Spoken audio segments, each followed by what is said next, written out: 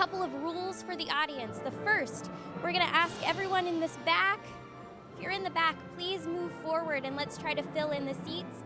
It'll look a lot better on camera if we've got a full audience in the front of the house. Second, there are only 2 times that we're going to allow you all to applaud. I'm going to introduce the candidates individually. Well, first I should say that the State Democratic Party Chair, Belinda Beafor, will come out and give an opening welcome once we start the show. You're more than welcome, and we encourage you to applaud for Belinda. Second, we will introduce the candidates individually. Each time we introduce a candidate, you're more than welcome to applaud. Then we're going to ask you to hold all of that applause so that we can get through all of the questions, all of the opening and closing statements within our 1-hour time period. I will give you a cue at the end of the show after we finish all of the closing statements to once again allow you to applaud for all of the candidates. Cell phones on silent, no flash photography. The stage has been lit. You should be fine. You're welcome to take photos, just no flashes, okay? Folks, we're going to start here, I think, in just about it looks like about 3 minutes. We'll get started. So thank you all so much for coming.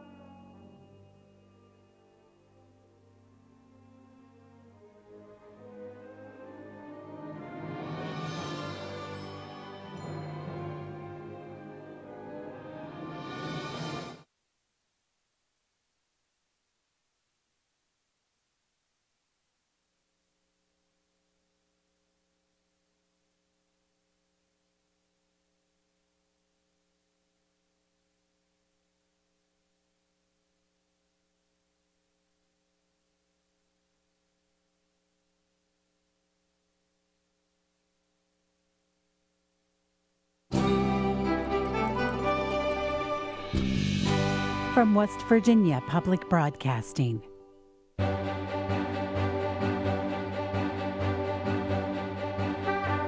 The 2016 West Virginia Democratic Gubernatorial Forum. Sponsored by the West Virginia Democratic Party.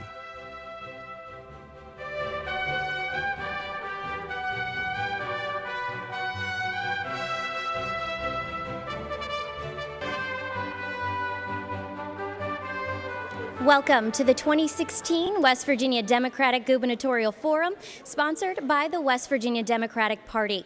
I'm your moderator and host, Ashton Mara, Assistant News Director at West Virginia Public Broadcasting. All three Democratic candidates vying for their party's nomination for governor will participate in today's forum.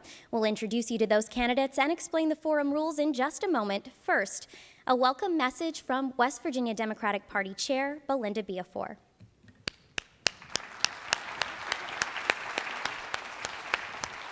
Good morning. I want to welcome everyone that's here today and everyone that's watching from home, and I want to thank PBS for all their help. As Democrats, we could not be more proud of our gubernatorial candidates. Each one of these men are trailblazers in their own right, and they have moved West Virginia forward in their own way and proven that they have plenty to offer our great state. Each candidate on this stage has the passion, the skill, and the knowledge to move West Virginia forward. And I say forward because under this Republican leadership, they want to take us backwards. West Virginia needs a governor who will put people first, not a governor that puts politics and profit over hardworking families. The workers of West Virginia deserve a governor that will fight for them and not fight about things to take away from them. They deserve one of these men on stage today. Each one of our candidates is a fighter, and we are confident that the next governor of the state of West Virginia is sitting right here. It's important to us, the voters, the workers, families for our future, to hear adult conversation between our candidates and witness real policies and ideas that they have laid in front of us. We take a lot of pride in our home and in our families, and we need to take this election seriously. We need to remember who fights for us, and we need to remember to get out to vote. We've asked these gentlemen to take a pledge that no matter what the outcome of this primary election, they will all stand behind the winner and work hard for the Democratic Party. Thank you all. Thank you,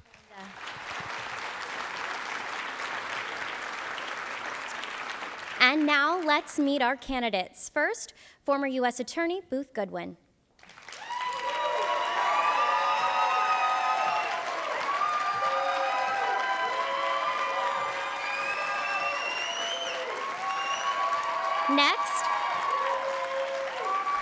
Next, businessman and Greenbrier Resort owner Jim Justice.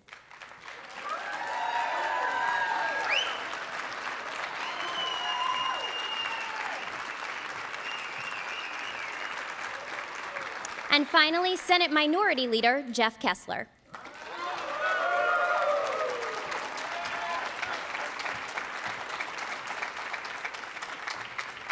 Gentlemen, thank you. You can be seated. The rules for today's forum were determined by the West Virginia Democratic Party and have been agreed to by the candidates. Each will be given 2 minutes for an opening statement and 2 minutes for a closing statement, the orders of which were determined by a random drawing before the program. Candidates will then be asked 7 questions with 1.5 minutes for each response. Those questions come from our panel of editors representing one of each newspaper in West Virginia's 3 congressional districts. I will also have a question for the candidates. They'll be asked and answered in alphabetical order as they are seated, but the order will rotate throughout the debate. The questions themselves were written and agreed to by our 3 panelists and me. Neither representatives of the Democratic Party nor the candidates have seen the questions. We've asked members of the audience to refrain from applauding during the forum itself to allow candidates as much time as possible to answer questions and share their ideas. We'll begin with opening statements. Up first, former U.S. Attorney Booth Goodwin. Thank you, Ashton, so much. And thank all of you for being here today, and thank you to those who are watching at home. You know, we needed more of these events with all 3 candidates because this process is a serious job interview. Why I'm applying to be your next governor? There are 2 reasons. My beautiful wife, Amy, and I have 2 sons, Joe and Sam. And we want them to be able to live, grow up, and work here in West Virginia, this place that we call home. But I fear that we're on the wrong track. And if we don't do something right now, if we don't come up with solutions, not sound bites, then they won't be able to stay here at home in West Virginia. But probably more tragic, they won't want to. So why am I the person for the job? Well, As most of you know, I was the U.S. Attorney in this district, and as such, I took on drug dealers and violent criminals, corporate fat cats. I took on those who would exploit our seniors and our children. I fought every single day to make West Virginia a better place, and that's what you want. That's what you deserve. You know, someone who you can trust to do the right thing for all West Virginians, not those who have super lobbyists on speed dial. You want someone with a vision and who can you can trust to do what's in the best interest of West Virginia and do it with fresh eyes, not a career politician. You need someone who wakes up every morning and goes to sleep every night thinking about how we can make West Virginia a better place. That's why I'm running for governor. And as for being governor is entirely about character. I have a proven record of doing what's in the best interest of all West Virginians, and I will continue to do so as your next governor. Thank you, Mr. Goodwin. Mr. Justice, 2 minutes. Thank you so much for having me. And thank you for allowing me to sit down. You may not know, but I've had a little surgery not long ago on my big toe on my left foot. And it really hurts. And I mean, it really hurts. A lot like a lot of people are hurting in our state today. I ask you 2 questions. The first question, and I don't mean anything bad by this, but how's it working for you now? We're 50th in everything coming or going. Our politicians, we elect politician after politician after politician. We continue to pitch that 50th over and over and over. The next question I'll ask you is just this. Why is Jim Justice running for governor? Isn't Jim Justice's life good enough as it is? It's surely not the money, it's surely not ego, it's surely not status. It's one thing, and I mean this from the bottom of my heart. I believe my Creator made me Jim Justice for a reason. He made me Jim Justice for a reason, and you who you are for a reason. If you really feel like you can help, and you turn your back and you say, I don't want to get into all that hassle, you turn your back, I think you become selfish. I don't want to be that. I can really help. I've done it. I've created job after job after job, thousands of jobs. Just think, I've pounded every round peg in every square hole imaginable at the Greenbrier. I've done it and done it and done it. You see the New Orleans Saints there and Tiger Woods there. Impossible task. We've done it. I'll promise you this. If I'm your governor, I'll take you on a rocket jobs ride you'll never believe. Buckle up. Here we go. Mr. Justice, that's your time. Thank you. Senator Kessler. Thank you, Ashton. Good morning, and it's a pleasure to be here. I'm Jeff Kessler, state senator, and I want you to be your next governor. I want to be your nominee for governor as a Democrat. As a little bit about me, I'm not a billionaire, I'm not a millionaire, I'm not rich, powerful, or privileged. What I am is a lot like you. I'm a grandson of a Russian immigrant. My mother was raised in a Hitchman Coal Company row house. My dad lost his father when he was 5, and he was raised by a working mother who was forced into the workplace. I have the first person, like many of you, that I've ever gone to college. My work-study job was a garbage man, so I'm not afraid to get my hands dirty. You know, I've served in public service my entire life. I went on to law school. I've been an attorney. I've been a prosecutor. I've been a problem solver. I've served in many capacities now for 19 years in the state Senate, currently as minority leader, most recently, or previously to that, as lieutenant governor and Senate president of our state. I am the only one on this stage that's ever fixed a problem working within the confines of state government.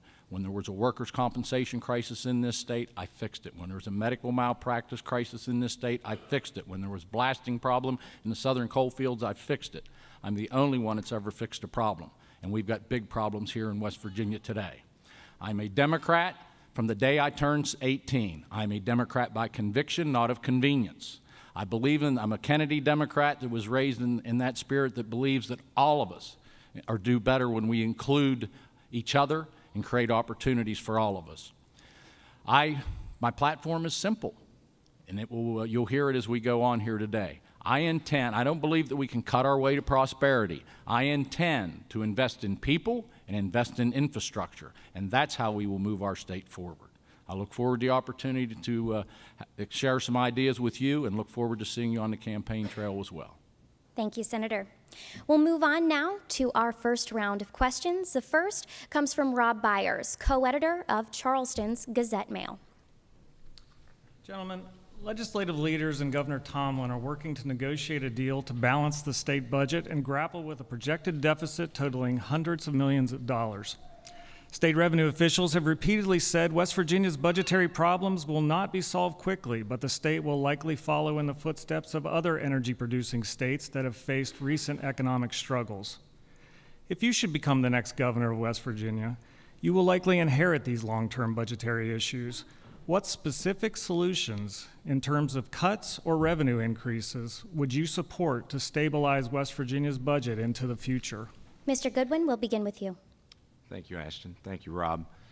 Well, first of all, we needed a bottom-to-top review of state government to determine where our money is being spent. And until we do so, and I'm a trained investigator, I can dig into the books, and I can see, are we spending our money right? Is it happening where we need it to happen? So that's what we need to do before we do anything else, and before we go back to the people of West Virginia and say we need more money. But I'll tell you, there are going to be some hard choices, but there are going to be some easy choices as well. I wouldn't give $25 million to build a sports complex down at the Greenbrier and a medical facility there. I'd take that back. You know, I wouldn't be giving $2 million to operate a golf tournament. You know, $2 million could be used to eliminate income tax for our veterans' retirements. So those are the easy choices. We've got hard choices ahead. Thank you, Mr. Goodwin. Mr. Justice? We're in real trouble. Real trouble. We've been in real trouble in our state for a good while. Ask yourself again, do we have the imagination? Do we have the creativity to pull us out of this mess? Do we have the imagination and the creativity to pull us out of it?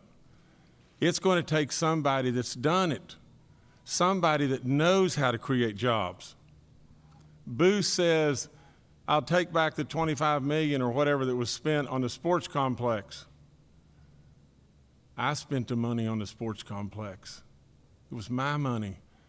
I've spent $300 million in trying to save the jewel of the Nile of our state at the Greenbrier, and I'm dadgum proud of it. Our state needs people with vision. Our state needs people that genuinely can create jobs and grow our revenue. Do we not get it? We're dying. Our people are hurting everywhere. And to just come up with, smoke and mirrors isn't going to work. You've got to have somebody that knows how to do it in different fields: agriculture, medicine, education, tourism, timber, gas, oil, coal. I mean, all of it. I can turn this thing around, and it's not something that's going to take forever. Don't buy into that. Our people have got to have hope, and I can turn it around, and I could do it now. Mr. Justice, that's your time. Senator Kessler? Thank you. Anybody that's up here on this stage that thinks we can fix this budget crisis without raising some additional revenue is not telling you the truth. We have $270 million budget deficit right now. In order to make the cuts necessary to balance the budget here today, we would have to eliminate the promised scholarship, close 9 state police barracks, do away with all free health clinics, cut our health departments down to 3 days a week, on and on and on. Cut 10% funding to higher education, 8% funding to public education, and that's not even fixing PIA either. And I'll tell you, folks, it can't be fixed unless we raise some revenue, and that's why I was proud as that my Senate Democrat caucus raised the tobacco tax when it was proposed and raised it $1, so we'd get $130 million that we can help close that budget and close that gap. But without doing some revenue enhancements, we have got such tragic and difficult budget cuts that are coming forward that it will send this state into a tailspin. We do not move forward when we don't invest in education. And as your governor, I will fully fund education, both public ed and higher ed, because that's our only hope, truthfully, to move our state forward, is to have a skilled, trained, educated, and sober workforce, and I'll invest in all three of those. And education and sobriety, drug treatment programs, all of those need to be done. Thank you, Senator. Our second question comes from Ben Fields. He's the Metro editor with Huntington's Herald-Dispatch. Good morning. Although many regions of the state are struggling economically, none are facing bigger challenges than southern West Virginia. President Obama's Clean Power Plan is stalled in a court battle, but officials with Appalachian Power testified before a legislative caucus in January that even if that plan doesn't take effect, they will shift their energy portfolio away from coal. A similar shift is being seen nationwide and likely means that the mining sector will not rebound to where it has been in the past in this state. Keeping the pressures on the coal industry in mind, what specific policy initiatives would you enact to transition the economy of southern West Virginia away from its reliance on mining? Candidates, we're looking for a response here about moving West Virginia forward beyond coal. Jim Justice, you're first. First of all, in southern West Virginia, we've got to finish the Coalfield Expressway. It's got to be done somehow. We've got to come up with the money somewhere with federal dollars or whatever. We've got to finish that. Southern West Virginia is hurting beyond all comprehension. I'm not one to give up on coal. I'm telling you, some way, somehow, we've got to find the unique characteristics of Central App coal and play to our strengths and market it that way. It's too complicated to tell you in just sound bites, but really and truly, it can be done. The other thing is just this. We need to incentivize our power plants in our state to buy West Virginia coal. There are endless tourism opportunities within southern West Virginia. We've got to finish the road system somehow. There are opportunities within agriculture in this state that are off the chart. We're not even looking there yet. Trust me, tourism is an absolute boom beyond belief that we can get there. All we get is the parsley around the sides of the plate. Look, I'm not looking for 2 more airboat jobs on New River. Great, we have the jobs. Why can't we have the next Dollywood in West Virginia? Why can't we be great? We can be, but we got to think big, and you got to have somebody that can go out and sell us. I can do that. Thank you. Senator Kessler? Well, we need to have somebody that tells folks the truth, and the truth of the matter is, as much as we might want to wring our hand and hope coal's coming back to the southern coal fields like it was 10, 20, 50 years ago, that's not going to happen. Coal will have a prominent role to play, but it will never be dominant again.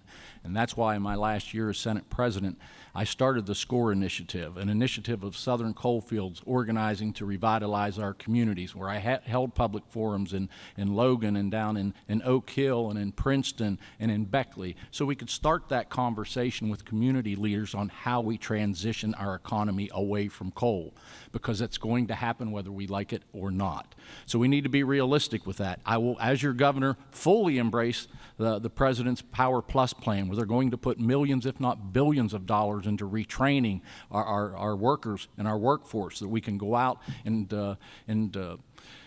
work on the coal field and clean up those mine sites. There are going to be opportunities. We have earned, people said they won't take it because it's a handout. We have earned every single penny of that money, and I will invest it in those kind of programs, in worker retraining and in tourism promotion. And there are opportunities, but we need to realize that we need to work together to make that happen.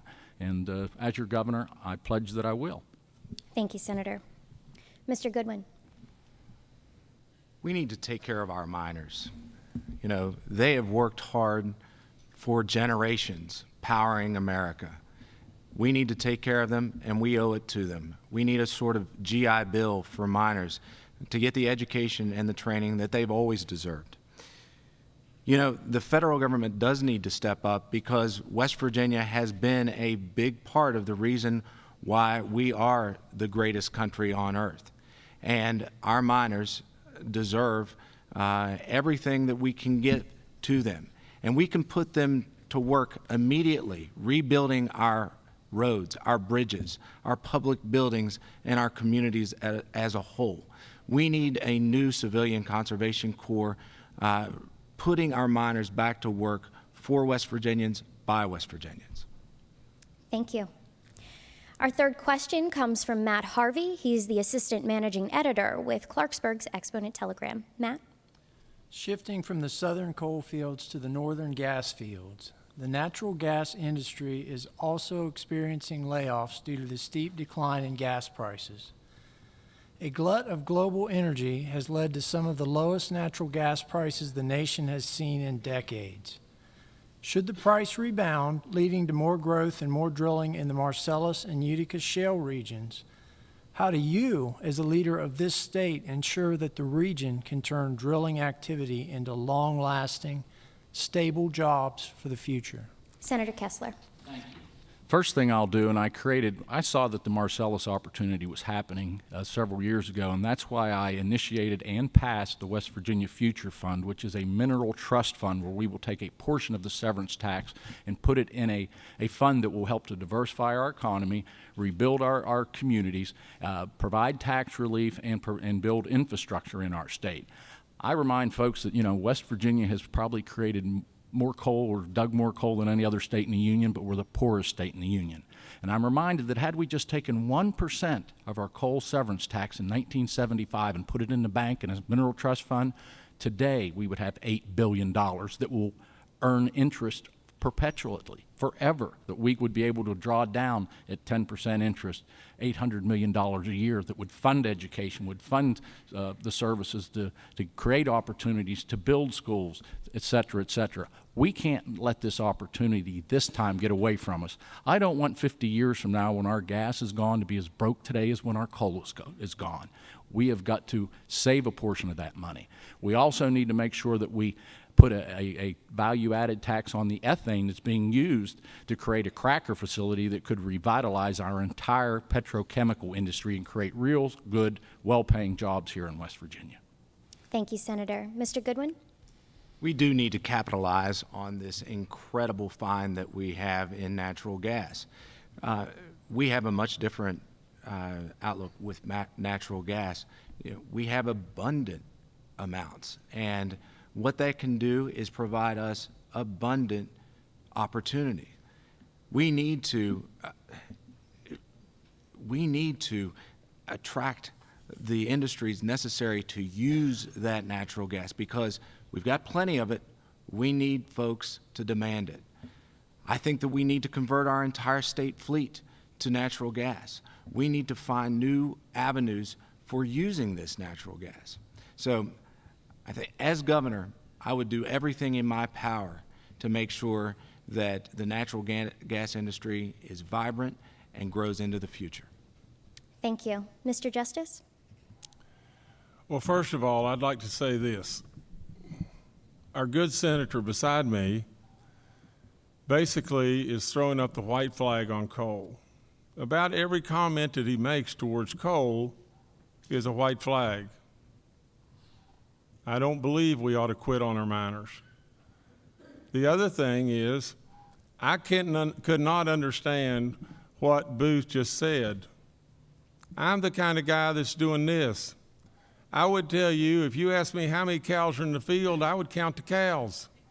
I wouldn't try to count the legs and divide by 4 and make it more difficult than it needs to be. Just count the cows. In West Virginia today, as far as our natural gas, it is an unbelievable find. But we need to become an energy hub. We need to find a way somehow to attract that cracker and or refinery to West Virginia. That will bring manufacturing jobs. because the gas, the process of the cracker is to break down the gas into products that can be used to our best benefit in manufacturing. Now, for those that think I'm a dreamer, it can't be done. You need to tell them the truth and all. I'd say to you, when have I ever not told you the truth? For crying out loud, you may see the U.S. Open in West Virginia. If I were to tell you this today, you'd say, Justice, tell them I'm the sorry, truth. that's your time. I'm telling you the truth. Thank you. Let's return to Rob Byers as we move on to the second round of questions. Rob, again, with the Gazette Mail. During this year's legislative session, education standards were once again at the center of much debate. In the House, concerns were specifically expressed over a new set of science standards being implemented during the 2016-2017 school year, which require teachers to present the issue of human-induced climate change to their classes. How do you think students should be taught about climate change in public schools in West Virginia? We begin with Mr. Goodwin. Well, Rob, that's what politicians do. Whenever we talk about education reform, we start with curriculum or standards or what should be taught, or we start talking about testing. We never get to where the rubber meets the road, and that's with our teachers, in our classrooms, in our schools. That's where we need to focus. As to climate change, thousands of scientists have spoken on that issue, and I'm not qualified to say anything against them.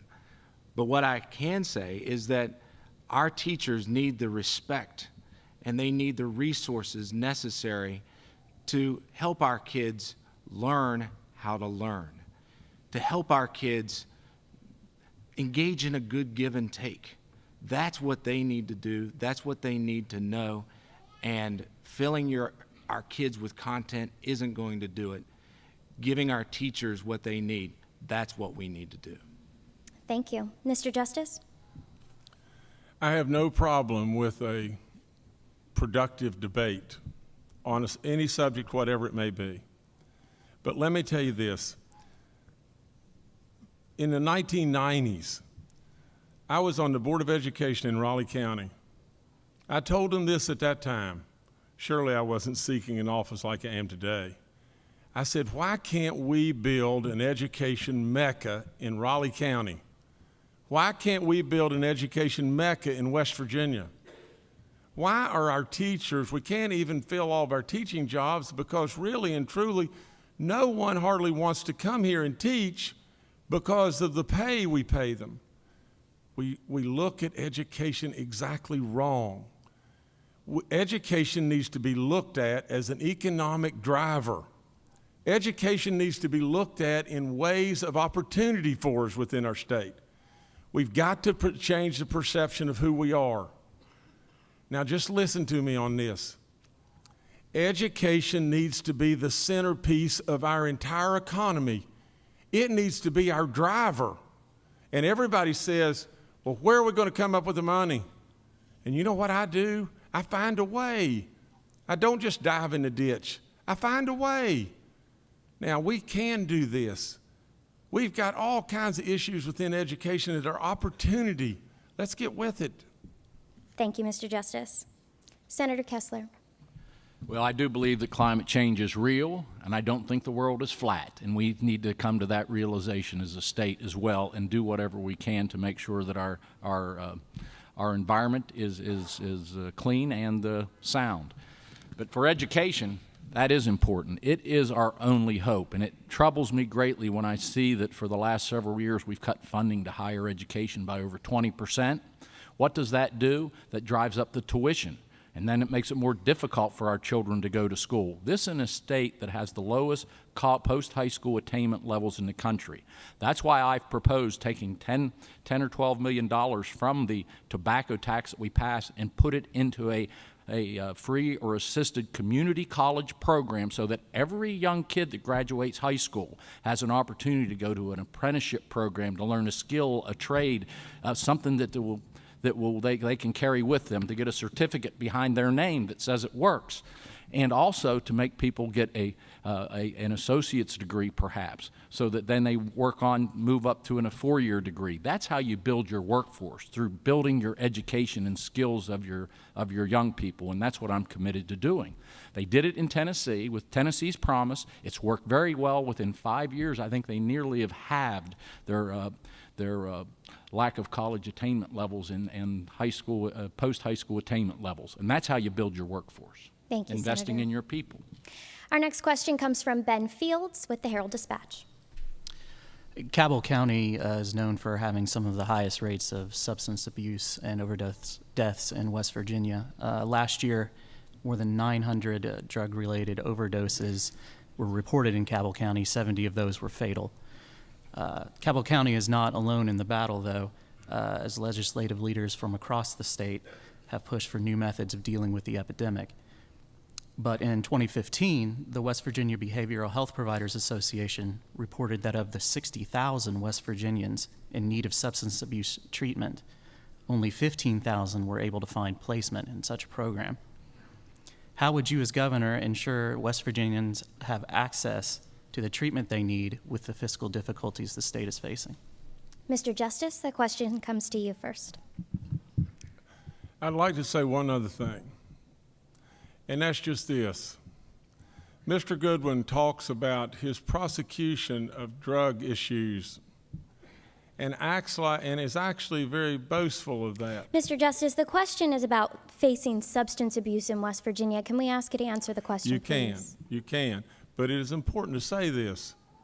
We're not getting anywhere. How can we be boastful? Now, here's what I would do.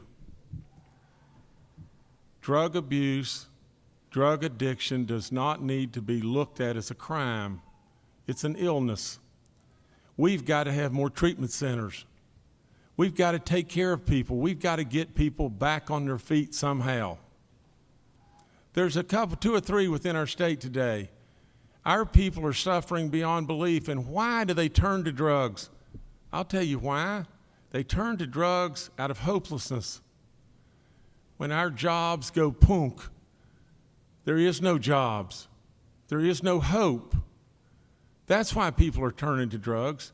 We surely need to prosecute the bad people that are bringing drugs within our state, and nobody would be tougher on that than me. But we have to have the empathy for the people that are struggling on the drugs, and we've got to get them some way constructively back into the workforce. Thank you. Senator Kessler? There are not enough treatment facilities in this state because there's no money in the system.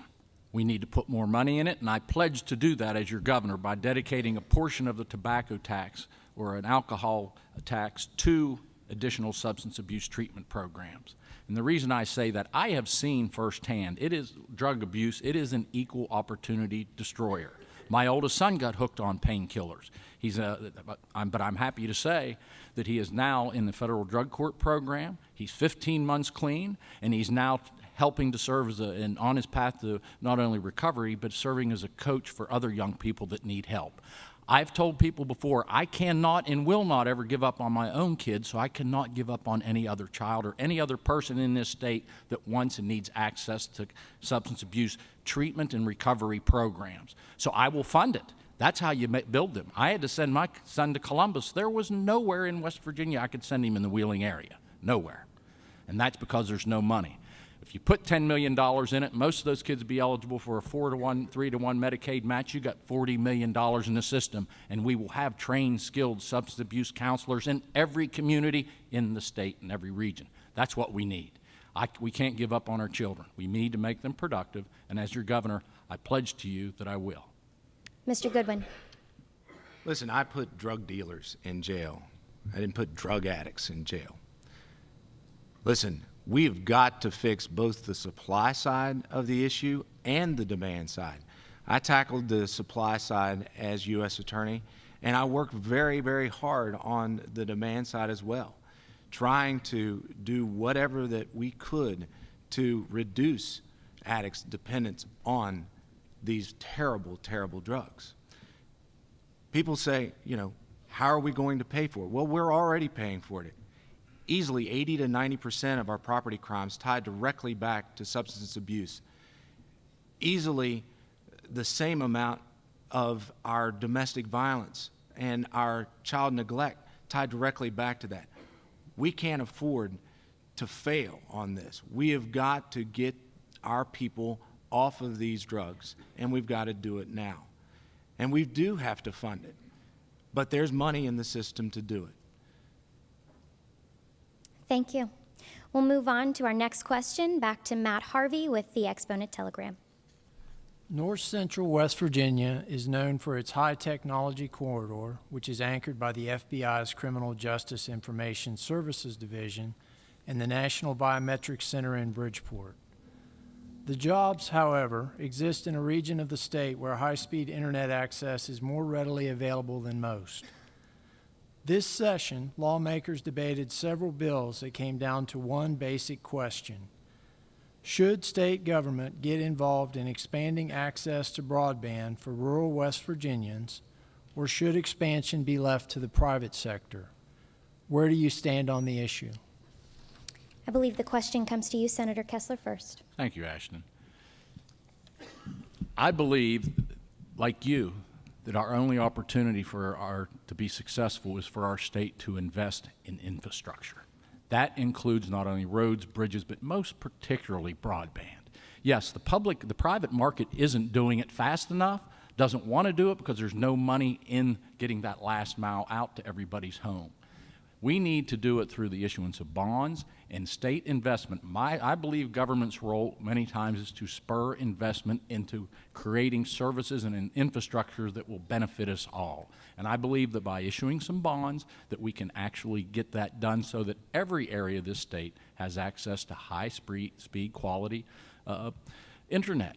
You know, I tell folks, you may make the best quilts in the world and you hang it over your porch rail in Fayette County and Oak Hill and say, quilts for sale. You know how many you're going to sell? However many people drive by your house. But if you have access to the internet, the market is open to you. Education the same way. All of our kids shouldn't be just learning between 8 in the morning and 3 in the afternoon. Education is a 24/7 lifelong process. By having access to high-speed internet, that will be the best investment we can ever make in our state. It opens up individual entrepreneurship, opens up education opportunities, and it will move us forward. Thank you, Senator. Mr. Goodwin. Broadband service is critical infrastructure, and it needs to be in every single corner of our state. We need to invest in public-private partnerships. The state does have a role in making sure that we get broadband in every corner of our state. As Senator Kessler said, it's not only important for commerce, but for education. It's also important for our health care.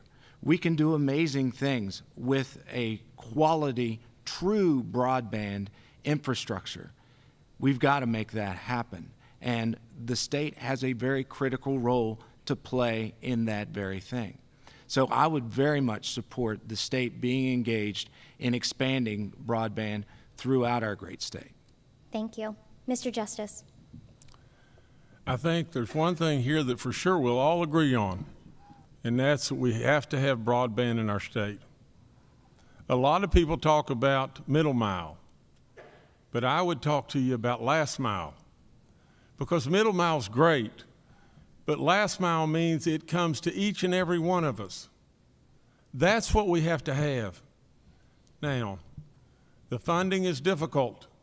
I'll promise you the raising of the cigarette tax on every single thing that we're doing is not going to cover everything.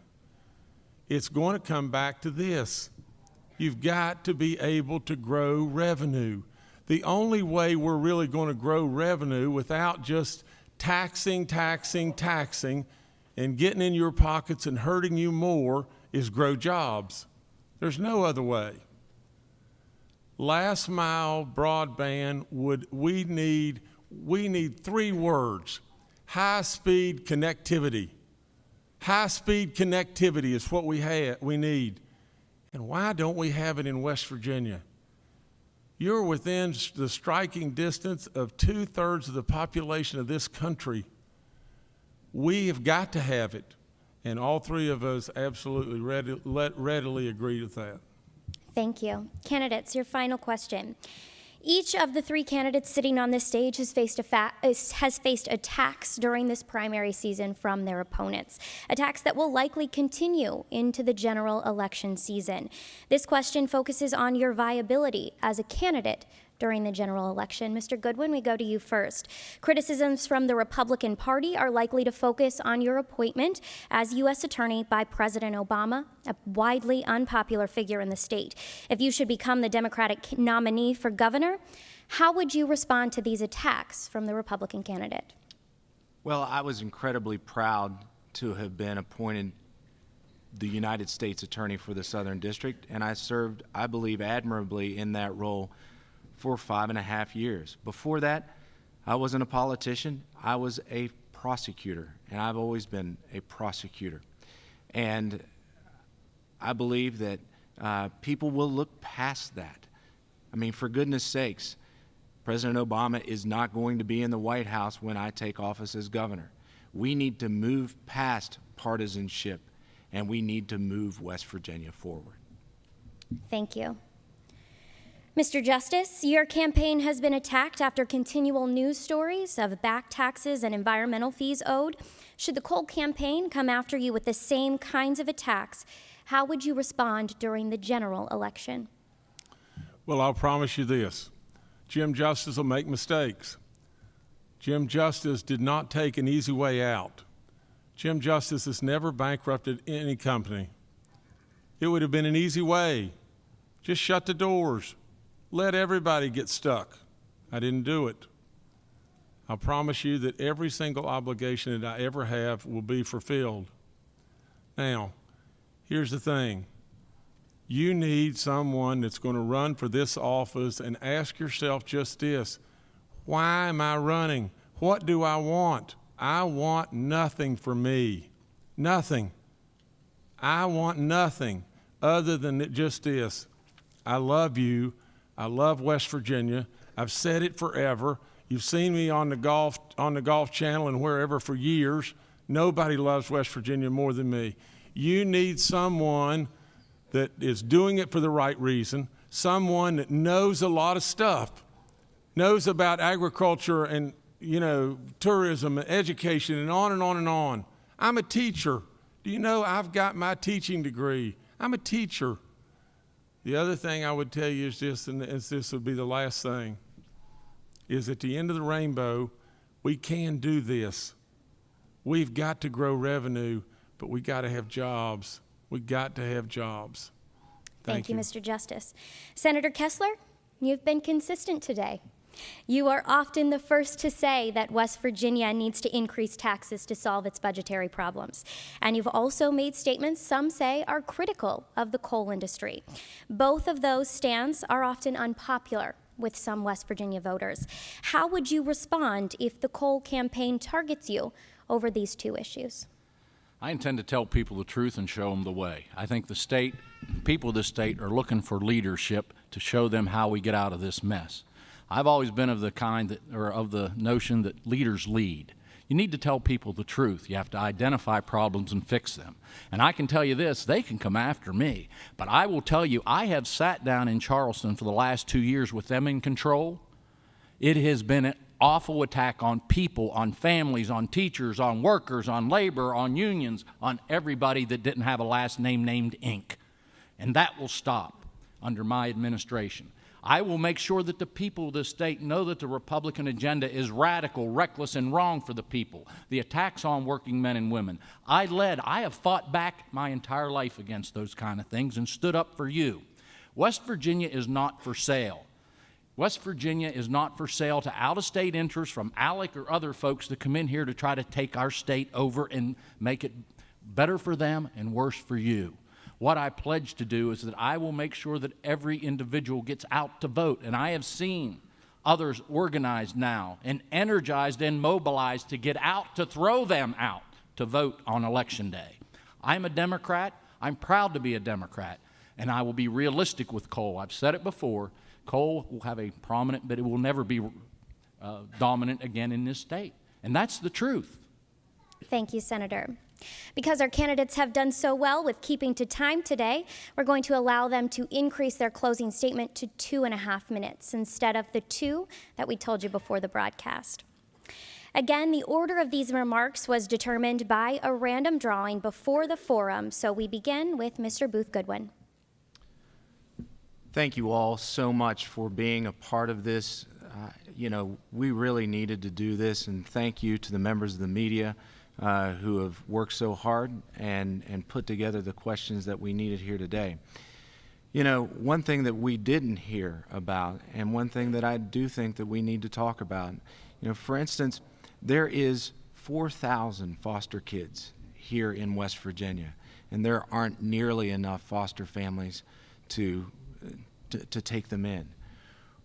We need to, and we need to talk about, if you have a little room in your home, if you have a little room in your heart, we need you to step forward and look about being a foster parent. That's what it's about. That's what our future is here in West Virginia. We need to be thinking about all of our children and working every single day to do what's necessary to help them grow and thrive. You need someone that you can trust to do what's right, to do what's in the best interest for all West Virginia's children, for all West Virginians. I am that person, and I would commit to you that I will work every single day at that goal. Thank you very much. Mr. Justice, 2.5 minutes. Thank you again for having me. Thank you so much for who you are. I meant it when I said I love you. I've said it and said it and said it. There may be someone here tonight or within our state that loves our state as much as I, but there's nobody here that loves it more. All I want is one thing, and that is, why in the world are we continuing to be last and last and last? We have a golden opportunity in front of us.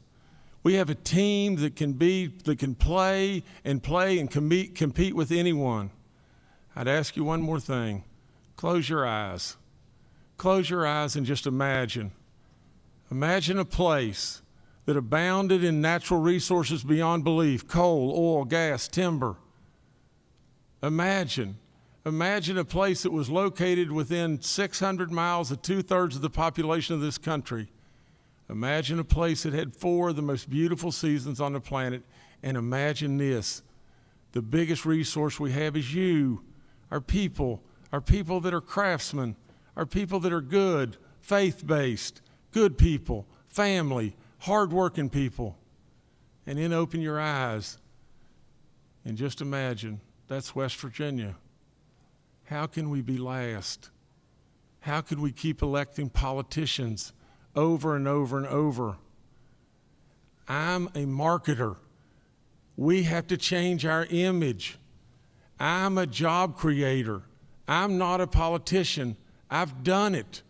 I've got 2,719 people on my payroll today in West Virginia. And I pay them because I'm proud of them and their families, and I'm wanting to grow that to 4,000. We have a real opportunity within our state. It's not that hard. It's not that hard. We don't need to dive in the ditch. We can do this. You got to give me a chance. I'm the only candidate that can beat Bill Cole. It's been over and over and over that way in multiple poll after multiple poll. I'll do the job you want me to do. Thank you. Senator Kessler. Well, when I drew the last straw to go last, I reminded my opponents of the good book that the first shall be last and the last shall be first. So hopefully that'll be prophetic. But let me tell you this. West Virginia is a critical crossroads, quite frankly. And we need, as I said in my opening, to invest in our people and invest in our infrastructure. That's how we turn it around. And Jim will talk about job creation. He's created jobs. Well, guess what, folks? I've created a few myself. When you talk about sales tax increment financing, public-private partnerships that we did with the Economic Development Grant Committee. Guess what we did with that? It started out with my idea to do something with downtown Wheeling. It morphed into the Highlands Cabela's project, which then morphed into a project where we built the ball field here in Charleston, Pullman Square over in Huntington, new schools over in the Eastern Panhandle. We invested in people and built things. The state helped drive that engine. And despite one of the toughest economic downturns we had during the mid-2000s, West Virginia weathered that well because we issued bonds for $220 million. The multiplier effect of that running through our economy was $1 billion worth of economic activity when things were being built, public works projects were being built, that built, invested in, and changed our communities and improved them. That's how you do it. We're going to do it with improving our workforce, improving our education, tackling drug abuse, and making sure our people have an opportunity to participate and prosper. All people. Folks in this state, you know, we want to build walls around us. I hear Donald Trump building walls. I want to build bridges to people in and people out and opportunities for all of us. But it does require, I'm a Keynesian economist, that I believe that by investing in our people, investing in our infrastructure is the way that we actually all will prosper. And I will make sure as your governor that every child is safe, secure, educated, and trained for the 21st century to work. That's where our future is. We have had an out-migration of children in this state for the last 20 years, last 50 years. That needs to stop. You do that by creating opportunity here. And government can serve as a stimulus to invest in those programs that I've talked about. And as your governor, I'm committed to doing it. Thank you, Senator. Let's give all three of our participating candidates a round of applause.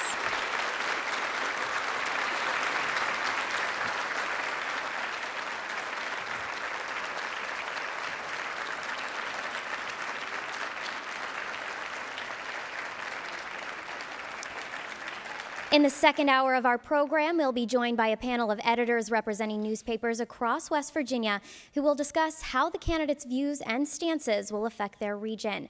I also pose the same questions that the candidates answered today to Senate President Bill Cole, the Republican nominee for governor, earlier in the week. His responses coming up.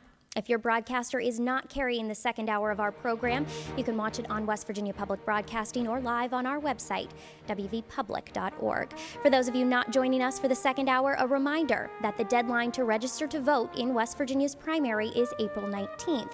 That primary election is May 10th. From the West Virginia Democratic Party and West Virginia Public Broadcasting, thanks for joining us.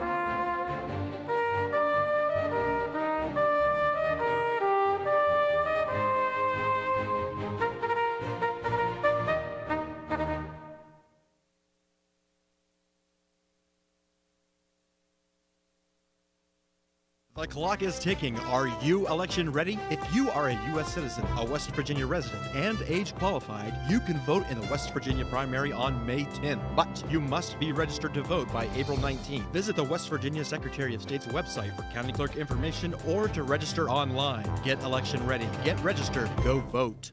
West Virginia Public Broadcasting, telling West Virginia's story.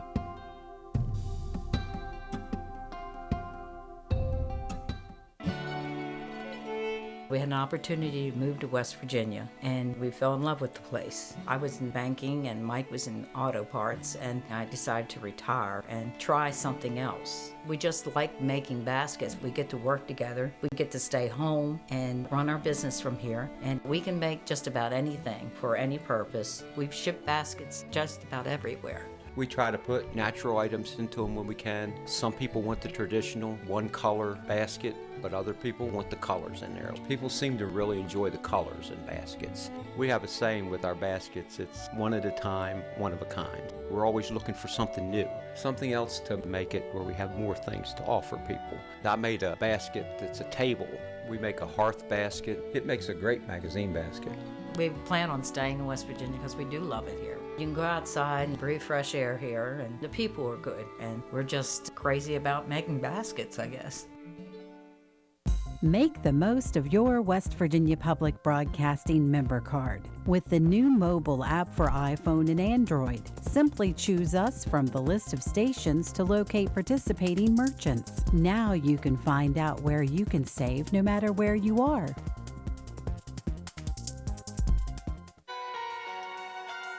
You are watching West Virginia Public Broadcasting.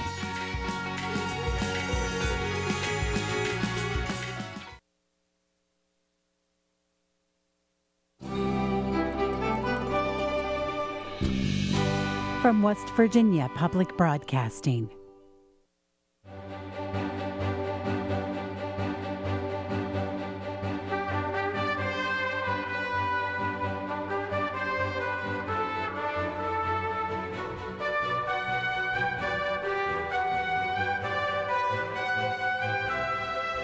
Welcome to the second hour of our program following the 2016 West Virginia Democratic Gubernatorial Forum.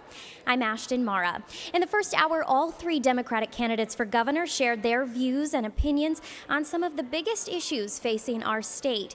We now turn to a panel of editors to discuss those responses. Closest to me on the stage is Damon Kane. He's the editor of Beckley's Register Herald. To his right, Ann Eli, managing editor of the statewide business publication, The State Journal. Next, we have David Emke, editor of The Journal in Martinsburg. And finally, Mike Meyer, executive editor of The Intelligencer and Wheeling News Register. Panel, thank you for joining me today. Thank you. Let's start with, just how did you feel about what you had today? Initial reactions. Mike, why don't we start with you? Well, my initial impression of it is that in some ways this mirrors the national presidential nomination race among Republicans. Jim Justice in some ways comes across as a West Virginia version of Donald Trump. Much of what he said was, let's make West Virginia great again, with few details. He's sort of the anti-establishment candidate. Senator Kessler came across as the establishment candidate who has experience and has specific ideas on the mechanics of how to get things done. Mr. Goodwin comes in somewhere in the middle. At one point, he said, I wasn't a politician, I was a prosecutor. So he wants to capitalize on his work as a prosecutor, which is, after all, government, but wants to be seen as outside the establishment. So that's sort of my impression of the three. Yeah, no, I think I drew similar impressions. For me, as I was trying to take it all in, I think the thing that stuck out about Senator Kessler was everything was very specific. That he wanted to show his experience in the legislature. It was very specific answers. And with Mr. Justice, we got an initial answer to a question and then a pivot immediately to jobs. Ann, you want to tell me, what did you think?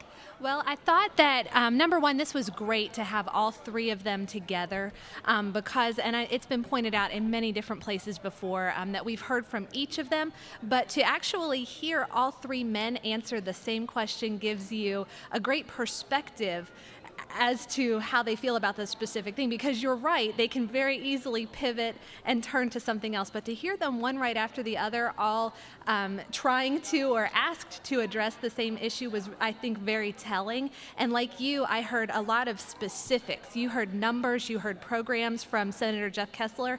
I actually wrote down somewhere, somehow. We heard that several times, I believe, from Mr. Justice.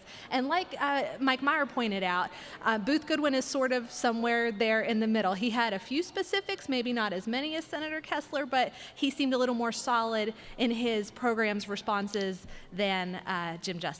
Dave, initial takeaways, anything for you, because you're coming all the way from the Eastern Panhandle. You represent a group of people that often says that they don't feel connected to what's happening in Charleston. So takeaways today from the candidate that you think are really that really stick out for you as far as coming from that region. Well, absolutely. I mean, of course, we do have some issues out there that do play statewide, things like substance abuse and things like the need for more quality jobs, of course. I would have loved to hear more from the candidates about growing infrastructure needs. We obviously have that a lot in the Eastern Panhandle as we sort of outgrow what we have now, and we don't really have the funds or the tools to deal with that growing population, the housing needs, the roads, the things like that.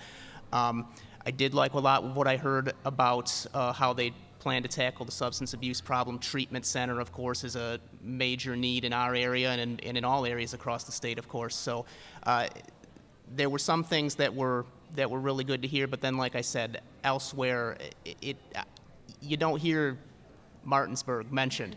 You mentioned there's these big problems in Cabell County, Kanawha County. Berkeley County's the third most populous county in the state. So I like to think that they understand that, but as far as specifics about it, I didn't hear that, no. Mr. Kane, you coming from southern West Virginia. Takeaways for your region today. Yeah, I think the problem with the setup was that you couldn't ask follow-up questions. That, each of the candidates was able to pontificate to some degree, some more than others, and yet the panelists weren't able to dive right back in and ask Mr. Justice more specifics about his vision. He's a visionary candidate. He wants us to have an imagination of all things possible. I think he could have gone in after Mr. Goodwin and asked him. He was giving a lot of platitudes, but he was without specifics today. I think he showed that he just comes up short when he's compared with the two guys on the panel with him. Justice has a great deal of business experience, as he told us all time and again.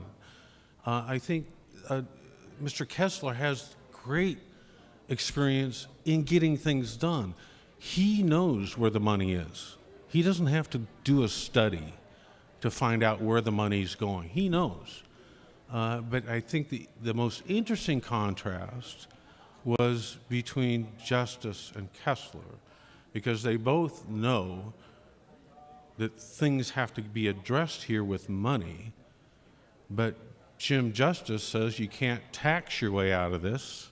You have to grow jobs. Senator Kessler, on the other hand, wants that cigarette tax now.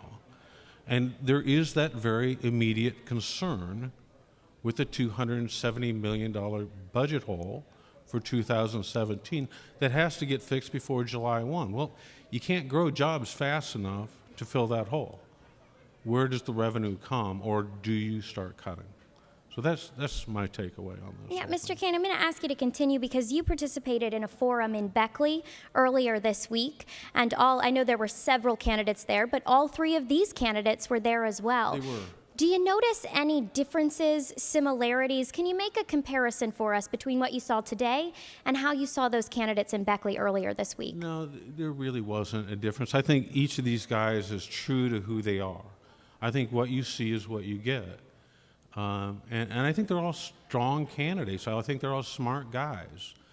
But you didn't see anything different in Beckley. It was, that forum was, they each got asked 3 questions, and none of the questions were the same. So it was very wide-ranging. But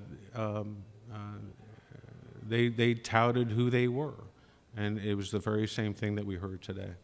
Well, I'd like to delve into some of the issues, some of the questions that we talked about, and I want to start with the budget, which you touched on a little bit. From Goodwin, we hear him pivot to things that the state has done to give tax credits to the Greenbrier. In a way, we instructed these candidates beforehand that we wanted to avoid a tax because we didn't build the time to respond into the forum itself, but we found a way to pivot and get around it within the budget question. Mr. Justice, defending the Greenbrier at first, and then speaking, what I like to say is visionary political speak, where there's no real specifics, but we're kind of talking about generally what we can do. And then again, we got those very specific answers from Senator Kessler, pointing out specific programs. It has been said that it could be as soon as next week before the legislature comes back to take care of budget issues. Mike, as you're looking into the next upcoming budget sessions and hear what these candidates have to say, are their ideas realistic in the budgetary situation that the state is in? Yes and no. Obviously, you can raise any tax, people will have to pay it, but what effect does that have on job creators, on people? If I have to pay $100 more in taxes every year, that's $100 I cannot spend on my children or grandchildren. What was interesting to me about how the candidates addressed economic issues, and I'll lump jobs and the state budget in, so often you heard three different responses.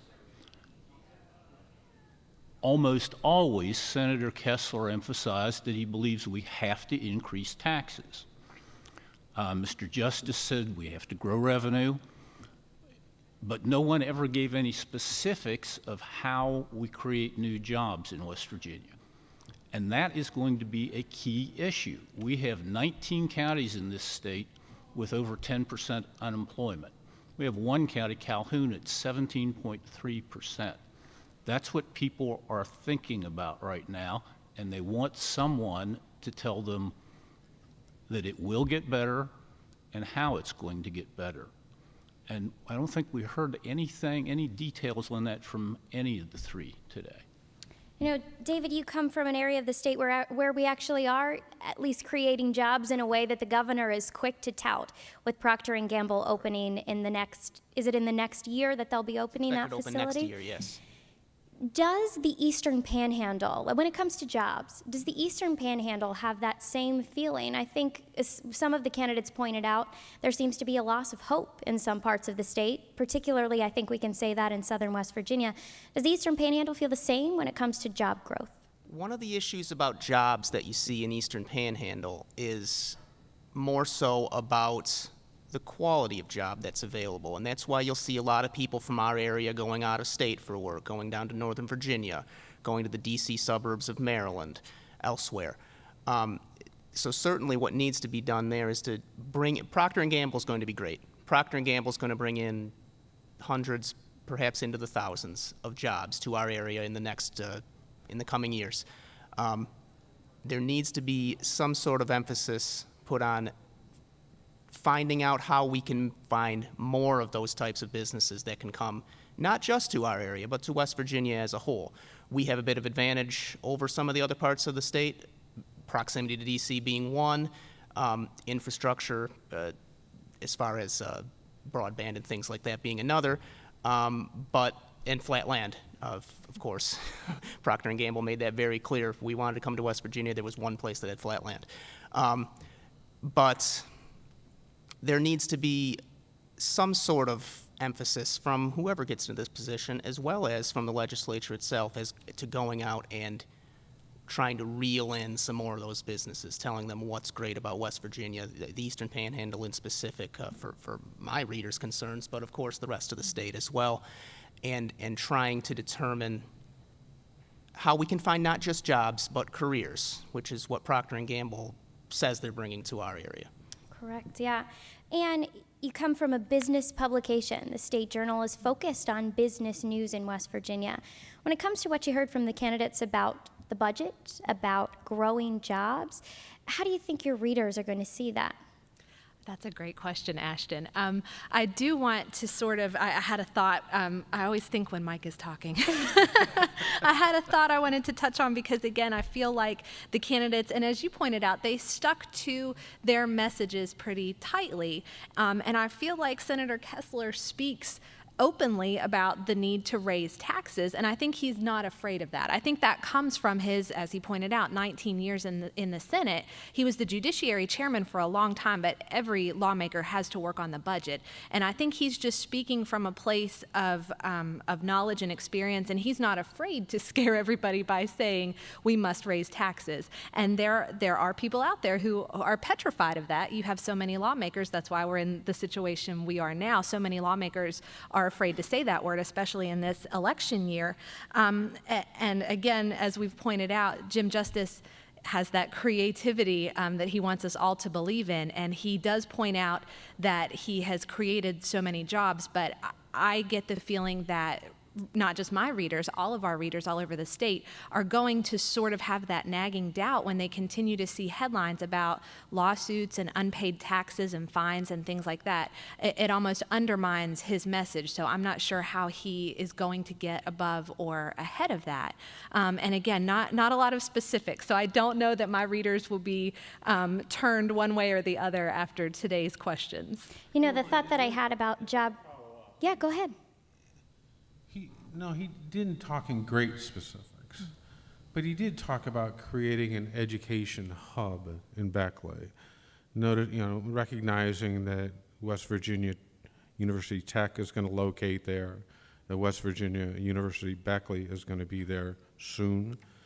He did say that we need to go out and bring the cracker plant here. He says we need to become an energy hub in this state. So, yeah, not many details there, but you get the sense he has a vision of creating the jobs here in the state from our resources that we have. And he does say that we need to be diverse and broad, and he says, Right. I have experience in healthcare and timber and coal. So that does play in his favor. Mm-hmm. I think we got from Justice, I think we got the most specifics from him when it came to creating jobs, because he could point to the specific number of jobs that he's created through the Greenbrier and initiatives down there. What I thought was the interesting contrast was Kessler, who said, I've created jobs. And his jobs, he pointed specifically to the ones that he's created through legislative work. To me, that comparing and contrasting through their different fields of work, very different ways. Yeah, through Justice's background as a businessman, Kessler coming as a legislator, saying, I've done the same thing. To me, that was an interesting comparison to have the two of them make. Damon, I want to ask you about an idea that Mr. Goodwin brought up in the question about southern West Virginia. And it was recreating or reusing this idea of a civilian conservation corps to put miners back to work, working on infrastructure. You just sighed. Yeah, I know. We had an editorial board meeting with two of the candidates so far. We'll be talking with Mr. Justice this coming Saturday morning, a week from now. But he talked about that too, and it harkens back to the Great Depression, obviously. I think, yeah, is there a jobs bill in this? I don't know. I mean, when the country was going over the cliff in 2008, then President-elect Obama came forward with, working with Congress to put together a jobs bill, which got passed in March, and $800 billion, something like that. And a lot of people were thinking, well, that's a big number. But it did turn the economy. A year later, we were out of recession. So I would really love to hear the candidates talk about, if Mr. Justice wants to talk about a big visionary plan, where does the money come from? Because I know he wants to create jobs. That's his mantra. But that doesn't fix the immediate budget imbalance. Coal money is drying up. That's going away. We have to replace it with something, but something now, not 5 years down the road. So, Mike, go ahead. yeah. When you get to coal, and it was on the Southern West Virginia question, it's very interesting to listen to the three responses. Mr. Justice insists that we can have a lot of coal jobs in the state. How many, he doesn't say. But interestingly enough, Senator Kessler took a very strong position. He said something like, coal is not coming back, period. That prompted Mr. Justice to accuse him of throwing up the white flag on coal. We will have some coal jobs in West Virginia. How many, no one knows, but not what we've had in the past. But it's interesting that Senator Kessler is taking what he deems a realistic viewpoint, that it's not coming back. And Mr. Justice, again, appealing to the people he hopes will vote for him, is saying, yes, it can come back. Same question. Mr. Goodwin never really talked about that question, but he did say that the federal government has a responsibility to miners. So you get three very different responses. I took note of that as well, that Mr. Goodwin, his immediate response was about the miners, not mining, not the industry, not the jobs. He went straight to miners because he needs to connect with those people. Yeah, and do you have, my initial thought when I heard him say that was, is he going to bring up Blankenship? Is he going to bring that up? And he didn't do that, but do you think it was a subtle way of trying to make that connection?